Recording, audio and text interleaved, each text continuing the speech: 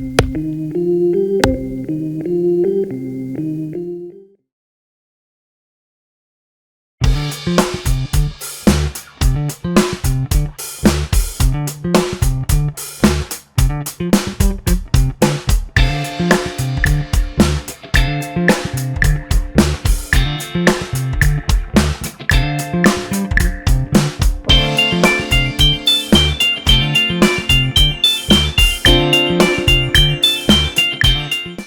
me formei pela UFRJ, né, em 2008. Já era estagiária do museu na época. Eu entrei em 2004, então quando eu me formei já estava metade final da graduação. A UFRJ era meio que um topo a ser atingido. Eu confesso que eu nunca esperei. Eu, como dizem meus alunos, cria de colégio público da Zona Norte do Rio de Janeiro, alcançar a Universidade Federal do Rio de Janeiro, que era sonho de consumo, ainda é o sonho de consumo de muitas pessoas. Eu confesso que eu não esperava, fiquei meio assim, mas foi a minha segunda casa, é onde eu me identifiquei como pessoa. A UFRJ me deu um caminho maravilhoso para seguir, que eu continuo nela. Me formei em História, na época, me dedicava a estudo de História Antiga, principalmente de História de Gênero, né, na Atenas do século V.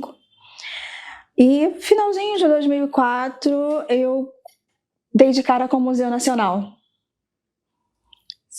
Não sem querer, né, um amigo em comum colocou um aviso pedindo estágio para uma outra arqueóloga de lá, a professora Maria Cristina Tenório. E eu passei a semana inteira em frente ao quadro e olhava aquele aviso. A semana inteira, fui no último dia, na última hora, porque era até as 2 horas de uma sexta-feira que tinha que ligar. Eu cheguei em casa e falei, não custa nada, né? Liguei, conversei uns 10 minutos com a Cristina, ela marcou a entrevista e na semana seguinte eu estava entrando no Museu Nacional para ser entrevistada por ela, né?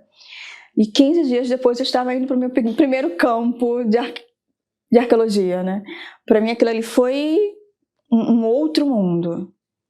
Que eu, hoje, quando converso de arqueologia com os meus alunos, eu sinto que mesmo fascínio que eles têm sobre o campo, eu tinha na época. Para mim, a arqueologia era Indiana Jones. Impossível não associar Harrison Ford e arqueologia, só que a gente não tem pedra rolando, não tem tiro e nem tem chicote, né? É muita poeira, terra, mas é maravilhoso. Então, no final de 2004 eu comecei, né, estágio no museu com a professora Cristina Tenório e fiquei com ela até 2006, quando eu comecei a trabalhar com outras áreas da arqueologia, principalmente a arqueologia pós-colonial. Como era mais próxima até mesmo da história, e aquilo ali eu consegui unir os meus 2 mundos preferidos. Já alguns anos depois, de 2011 para 2012, após passar num concurso público, eu fui convocada pela Secretaria Municipal do Rio de Janeiro e alguns meses depois pela Secretaria Estadual do Rio de Janeiro, e hoje eu integro a rede pública do Estado, no âmbito do município e do Estado também. Trabalhar com arqueologia, assim, traz para a gente uma proximidade muito grande com a história, verdade. A gente se identifica com outras disciplinas, como a geografia, mas a sua própria prática em sala de aula também, ela demonstra as possibilidades da arqueologia estar em sintonia, né? Trabalhar com a transdisciplinaridade entre diferentes disciplinas também, língua portuguesa, matemática, física, química. E como tem sido a sua experiência como arqueóloga e professora de história em sala de aula?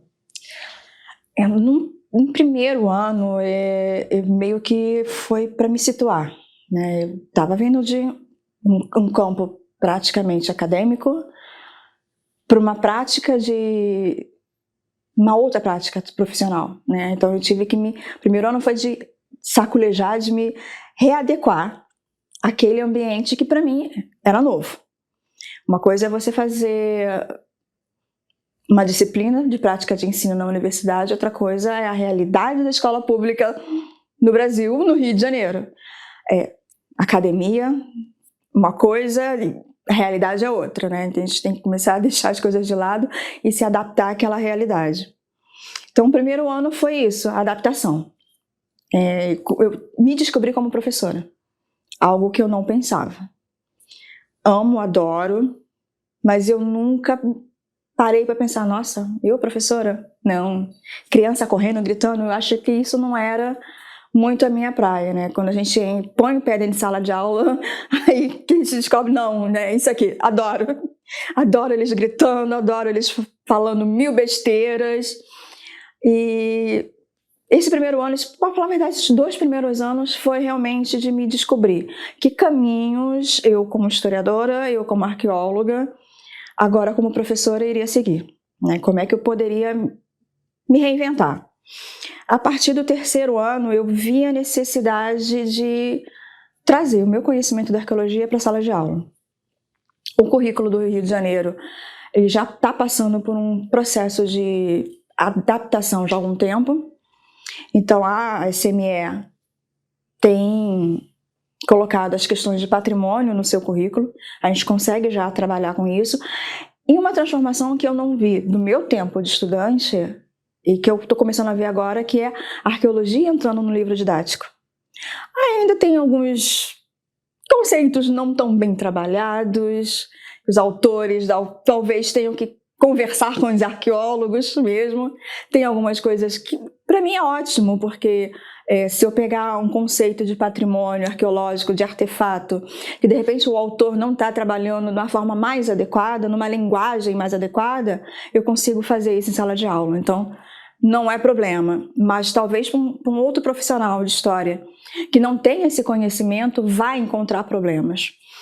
Então, com essas mudanças, até no próprio livro didático, eu comecei a ver como é que a minha experiência poderia ser levada para a sala de aula. Aí, pensei, eu mesmo travei na hora. Eu falei, buscar experiências de outras pessoas. Então, acho que vendo um vídeo de uma professora do Nordeste, que eu achei fantástico, ela trabalhando com pintura rupestre. É um patrimônio brasileiro, é um patrimônio nosso, pouquíssimo conhecido. Muitas das vezes nós vemos, né, imagens das cavernas francesas, espanholas, mas a gente tem São Raimundo Nonato aqui do lado, tem Santa Catarina, em Minas. Vamos trazer um pouquinho disso para a nossa realidade.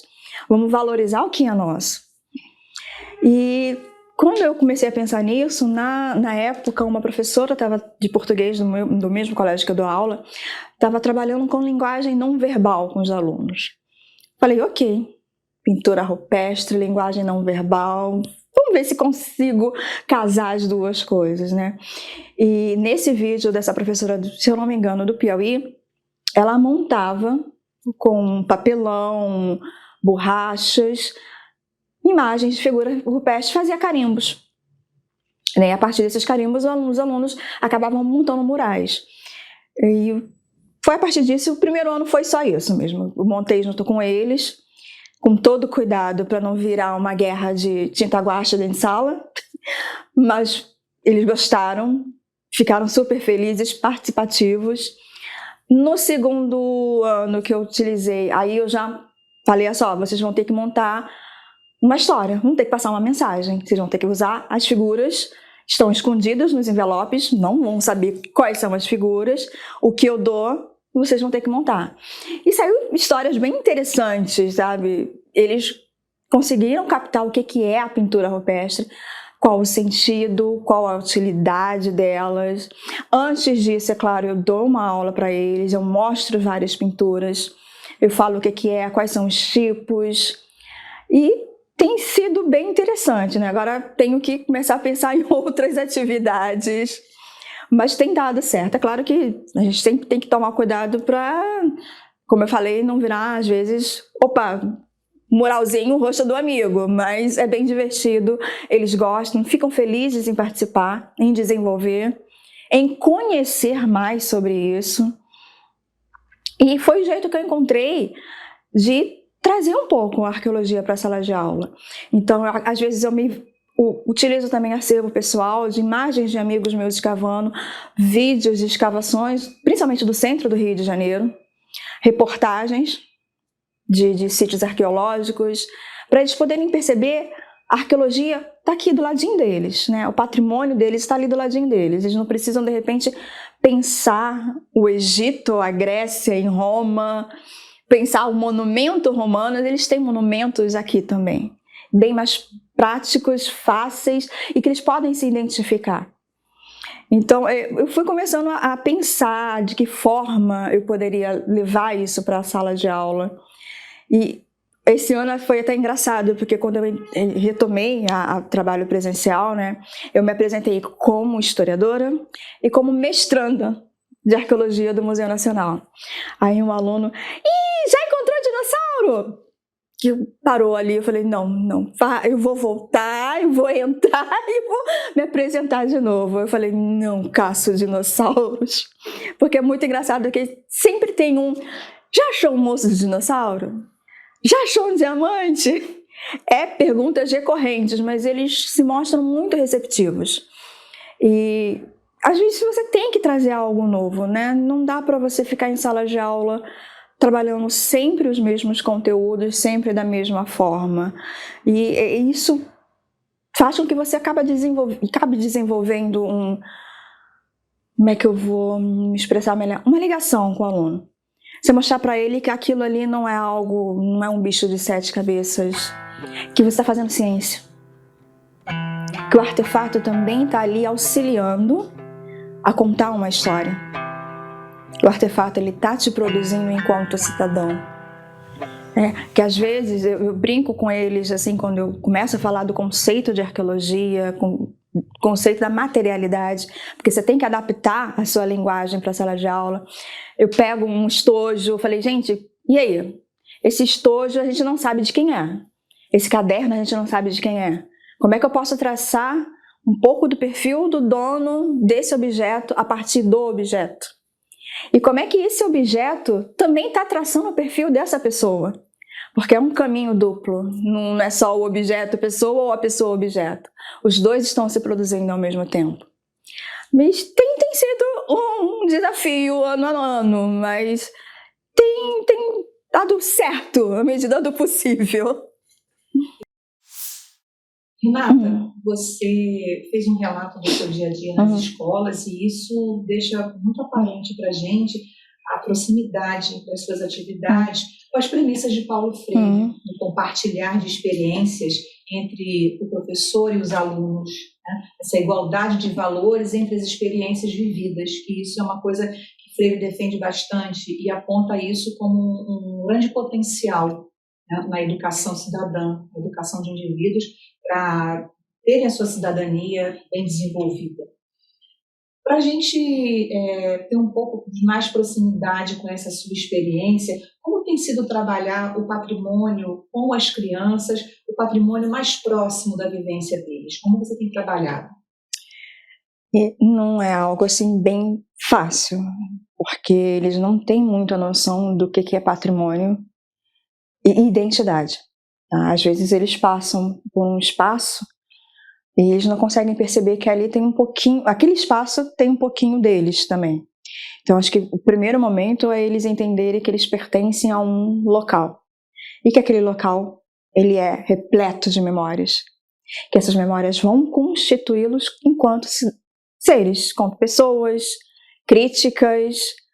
E esse ano que eu tive a oportunidade até de trabalhar um pouquinho mais essa questão, por causa de toda essa loucura que foi o ano de 2020 nas nossas vidas. Então eu pude trabalhar determinados espaços do Rio de Janeiro com eles, como o Cais do Valongo, a Pedra do Sal, toda essa parte que faz parte do circuito Pequena África e que eles não conhecem. Em sua grande maioria são alunos de descendentes, são negros, mas que ficam limitados ao espaço, de repente, dos seus bairros, das suas ruas. Eles não têm não têm oportunidade, de repente, de expandir os horizontes. Então, a sala de aula, para mim, é o primeiro lugar de vivência deles, é o primeiro lugar que eles formam essa memória. Então, é a partir disso que eu tento trabalhar determinados espaços. Que eles entenderem, primeiro, o que é um lugar de vivência, o que é memória, como é que ela se forma. Então, tem que pegar o cotidiano, tá? O campo de futebol que ele vai toda tarde, ou a praça onde as meninas se reúnem para conversar, aquela conversa vai fazer parte daquela memória daquele grupo, da história daquele grupo. Então, até mesmo para eles conseguirem entender o que é o conceito de história, eu parto desse micro até chegar no maior. Então, esse ano eu pude apresentar, para falar para eles, verdade, apresentar para eles o que era o Valongo, qual a importância do Valongo para a história do Rio de Janeiro e para a história do Brasil, o que é a Pedra do Sal. Então, coisas que para eles eram, assim, completamente desconhecidos. Eles estão tão perto e, ao mesmo tempo, tão distante da realidade, né? E eu gostaria até mesmo de visitar esses espaços com eles, poderem falar mais, mostrar o que aconteceu ali, de que forma isso ainda impacta na vida deles enquanto crianças e futuros adultos, que de repente aquilo que aconteceu há 200, 300 anos não está estático lá no século XIX, mas ainda repercute na vida deles até hoje. Só que é bem complicado, infelizmente a gente não consegue, por falta de recursos, talvez pegar uma turma de 30, 40 crianças e levar a determinados espaços. Então você acaba tendo que trabalhar identidade, memória coletiva, primeiro com o que a gente tem. É o espaço deles, no bairro, na rua, na igreja, na escola. Esses primeiros espaços que constituem mesmo eles enquanto cidadãos, enquanto pessoas, são seres pensantes. Então é a partir disso aí. O que é? Eu estava brincando com um aluno esses dias, né? Que ele viu uma imagem do Valongo e ele queria entender como é que o mar chegava ali tão próximo. Então, como é que teve que mostrar para ele como é que esses espaços foram modificados ao longo do tempo e, de certa forma, até mesmo esquecido. Porque o Valongo foi redescoberto há 10 anos atrás. Passou quase mais de 100 anos ali adormecido, tampado por toneladas e toneladas de sedimento, né? Mas é a história do Rio de Janeiro, né? Então, é uma coisa que até acho interessante no currículo mínimo do município é o trabalho com isso, com esses espaços. Gostaria que fosse até mais evidente, mas a gente vai se adaptando.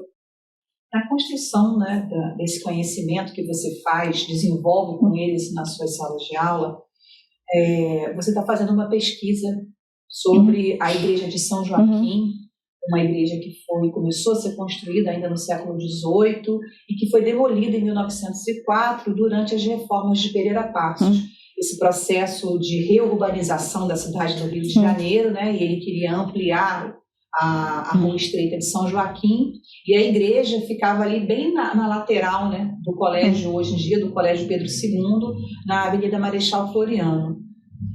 Essa pesquisa também, ela te produz, né, uma quantidade muito grande de possibilidades também para a sala de aula e tratar a presença forte dos africanos nesse contexto da Igreja de São Joaquim, naquele espaço da Avenida Marechal Floriano.